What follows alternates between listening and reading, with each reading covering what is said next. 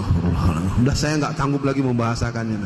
Nah, buat ibu-ibu yang tadi bertanya, ini sebenarnya keadaan kita ini sebenarnya ya kalau boleh dibilang domplang.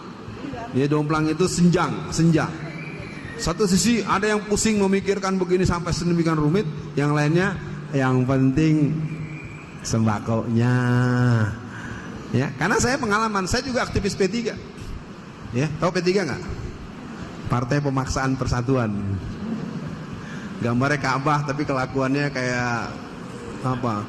Masa gambar Ka'bah bela Cina.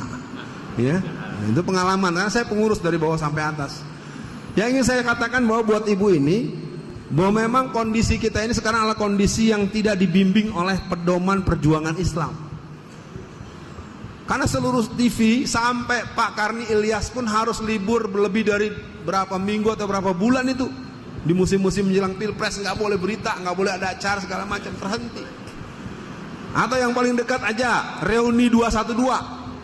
Reuni 212 yang kemarin tanggal 2 bulan Desember 2019 itu yang hadir lebih dari 5 juta orang. Mana ada yang tahu masyarakat? Semua tutup blog, koran nggak ada. Media, televisi apalagi, link-link berita pun nggak ada yang beritain karena memang nggak punya data. Ya, 5 juta orang itu.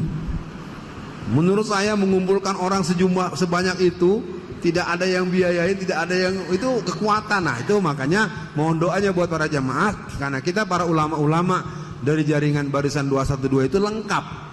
Muhammadiyah itu boleh dibilang 100%, NU itu sekitar 80%. Ya, seluruh gerakan Islam sudah mulai bergabung. Makanya mohon doanya karena kita tidak mungkin mengumumkan pada publik. Kita hanya ingin katakan sampai titik tertentu kita akan melawan mereka secara konstitusional dan kita akan melawan mereka sebagaimana Allah dan Rasulnya menganjurkan kita melawan mereka. Karena kondisi kita memang sudah sampai pada tingkat menunggu khatam.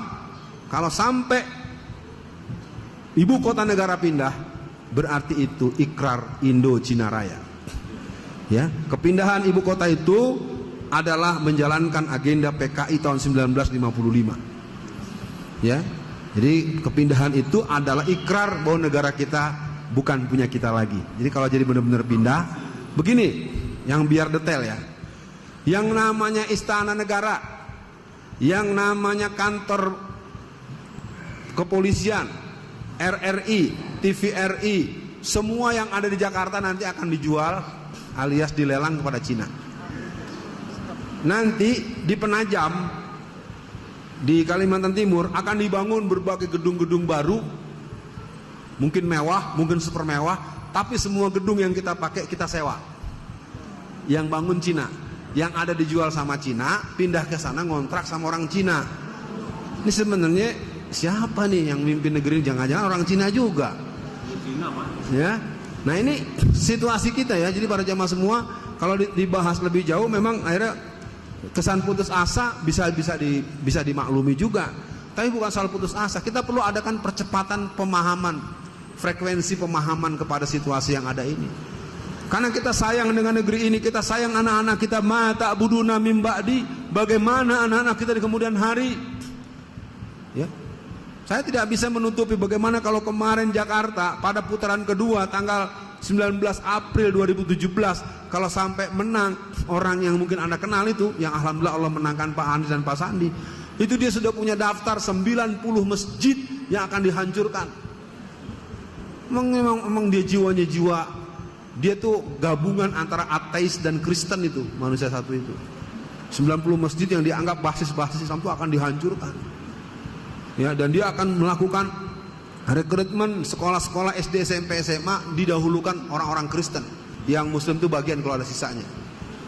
Itu orang kafir. Kalau orang kafir apa kata Quran? Wallazina kafaru ba'duhum awliya'u ba'd. Orang-orang kafir bekerja sama untuk memenangkan mereka sendiri. Kalau kita sayangnya tidak cukup mampu memahami bahwa orang lain begitu, kalau kita tidak berbuat seperti itu, rugilah kita. Nah,